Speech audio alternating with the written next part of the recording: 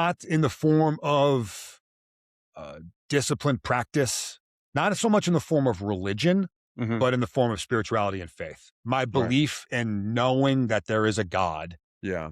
was where it landed. It's hard for me to even say that it was really rooted in Christianity because I hadn't taken the steps to like learn about the Holy Trinity and Jesus and how it fits into this equation. It was basically just, I know there's a God. I'm communicating with it or him or whatever term I was using to try to describe that. And I'm asking for guidance. I'm receiving guidance. I'm receiving strength. That's where it began for me on that first deployment. Christianity and the presence of Jesus in my life really didn't show up for probably another year or two. And that's when I was getting more and more into learning about religion and faith. And because I wanted to amplify the effects that it was already having on me. Well, but to your point, I mean, I think a lot of people, even with a foundation in church and biblical knowledge, they don't even have the relationship like you just described when you were just talking to God and you knew God was directing you. Like they have maybe the book knowledge for lack of better words, but they don't have that real relationship. So I think it kind of gets watered down. Sometimes people think you've got to have like the credentials to have a Mm, relationship with God. And I try to tell people he's everywhere. He wants you to talk to him. You don't have to be in a ritualistic environment or on church every Sunday. Yeah, church is important, obviously, but you can have that relationship with him wherever you are. And it took me a long time to understand that concept, but you dialed that in quick, man. And for you to share that, I think you already had it. Just obviously, the more we know about Scripture, and then we really understand the Holy Trinity, it develops that relationship even further. But just the fact that you had it there, I mean, that says a lot. that's interesting, man. You're pushing me right now to think and reflect, which I fucking love. Because you're right. I think my introduction to it was very structured and very religious based and had these systems and processes and routines and things that you did, da da da. Hmm. And then I went away, and that's not how I got reintegrated. In fact, I got reintegrated kind of from the other, I don't know if it's the side of the spectrum, but it was more relationship based versus practice based. And then I ended up coming full circle where then I wanted to learn and get into a system and having it ingrained in decisions I made and in daily choices that I did. That's going to church, reading the Bible, praying, etc. These kinds of like tasks that you can do to increase the relationship. Mine was structure, hate it, I want to go away. Ooh, there's a relationship here that I need to work on. And I'm just going to kind of keep it fluid without any system, without any structure to it at all, without any religious practice. And then that came after to, I think, kind of amplify it. Well, and the reason that I say that too, I kind of experienced the same thing growing up. We were at church every Sunday morning, every Sunday night, every Wednesday night. It was the Church of Christ, which I'm not knocking it, but it was a very legalistic type upbringing. And it made me, when I got into my 20s, kind of go hard left and say, okay, God, what have you done for me? I've done all this for you.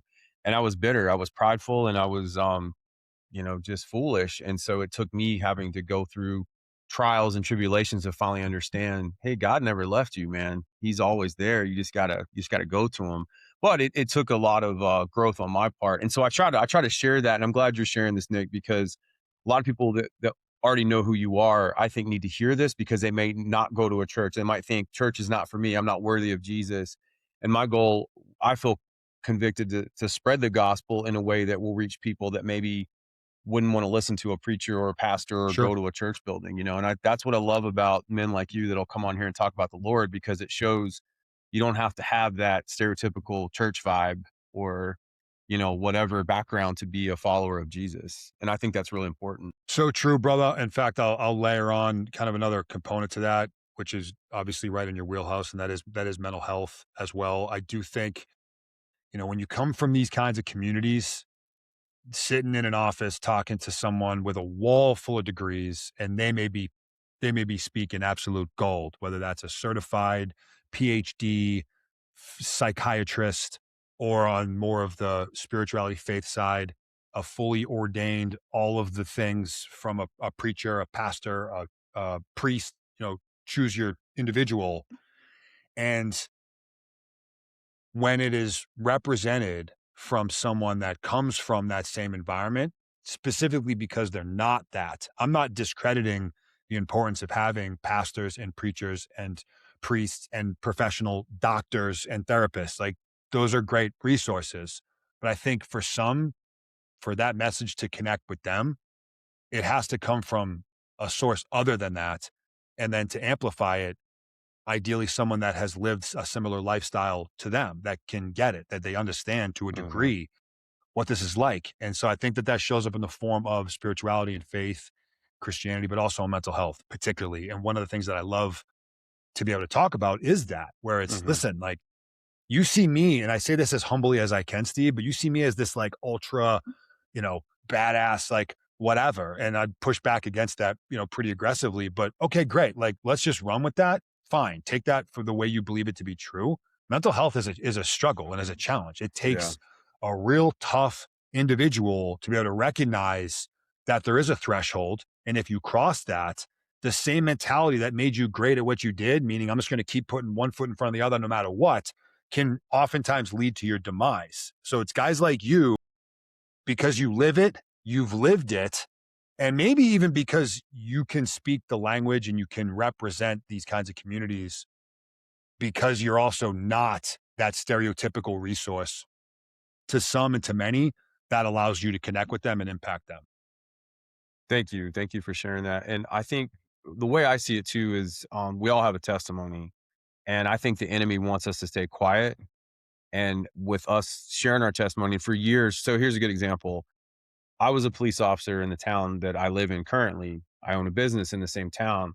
And not until I got sober, which is almost 5 years ago, did my clients know I was ever a cop because I went out of that profession in a very bad way. It was public, it was all over the news, and I was ashamed of it, and I didn't want to talk about it. And so as I started healing and getting back into the Lord and being sober, I realized, you know what? Yeah, I did some horrible things, but I'm not my past. Like I've learned from that. And so now, and don't get me wrong, it's still like I was on a podcast last week up in Jersey, and I shared a lot of my story I haven't really done yet. And it was weird, man. It's weird, like telling the dark past and the secrets. But I know that's my way of relating to people. Like, hey, yeah, I was a turd back in the day, but now I have taken the time to put the work in and realize the importance of mental health and the emotional health too.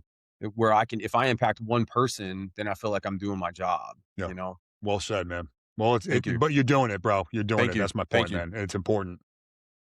Yeah, and I think that, I think more people just need to understand the importance of it. And also too, like don't wait till it's too late. Like some people, like I really had to hit rock bottom before I got serious. And I'm grateful for everything. I'm grateful for the lessons and where I'm at. But I think there are some people out there, men and women alike, that are maybe on a point where they could stop and say, hey, maybe I do need to analyze, why do I do these things? Why do I self sabotage? Why am I putting myself above my wife or my kids or whatever it might be? And so I think that's where you raise the awareness and share experiences, and people say, hey, you know what? That guy's like me. I understand that. I've been through that.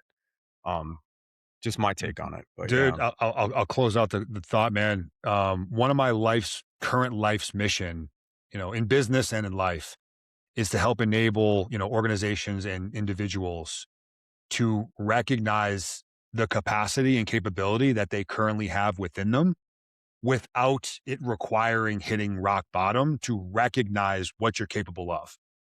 That's easier said than done. Yeah. It's such a common cliche story of, no, I had to hit rock bottom Hmm. with my back truly against the wall with no other real option other than like death for me to tap into what I was already capable of prior to hitting rock bottom. Hmm. That's the hard reality. Oftentimes it does take that point. For you, an example for me would be losing my leg.